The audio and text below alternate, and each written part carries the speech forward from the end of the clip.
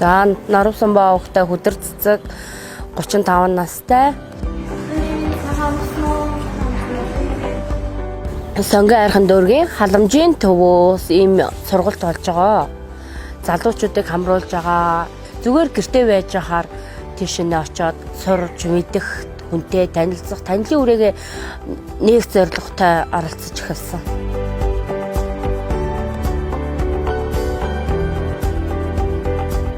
Оролцоод төсөлд хамрагдаад 15 хоногтоо амар ичимхий байсан.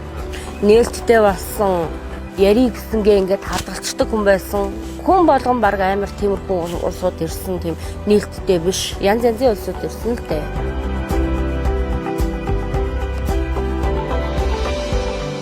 Сургалтанд суугаад ажлын байранд хамрагдаад Макс хүнсэд 15 хоног дадлаг хийгээд Макс хүнстэй ажиллаж байгаа одоогоор.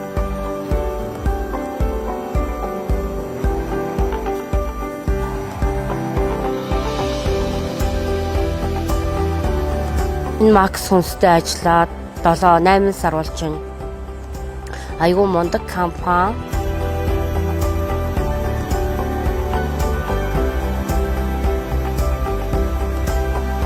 Тоогоочийн ажилдаа бол айгуу дуртай. Миний өөрөө багаасаа тоогооч болно гэж боддог байсан. Тэрүүгээрээ ч тоогооч болсон л доо. Өдөрт 25-аас 30. Тэгээ баяр ёслолын үеэр болохоор 70-аас 80 юм пицца идэг.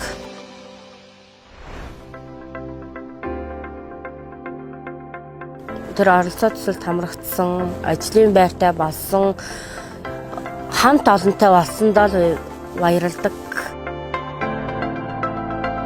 Энэ компанид ажиллаж байгаад 3 жилийн дараа тусдаа гарах бодолтой байгаа. Тэгээ пиццаны тоогооч, эсвэл нэг кофе шоп ч юм уу.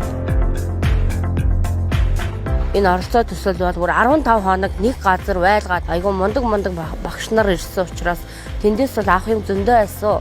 Сэтгэл бол айгүй өндөр байгаа. Би олон сургалтанд бол ингээд сууж үзсэн. 2-3 цаг орж байгаа ч гэсэн тэр хүнийгээ гэсэн сэтгэл айгүй мун. Сайтай айгүй мундаг багш нар ирсэн гэж. Хүн заяа 4 мөч ажиллаж байгаа нөхцөлд ажил хаана ч олдно.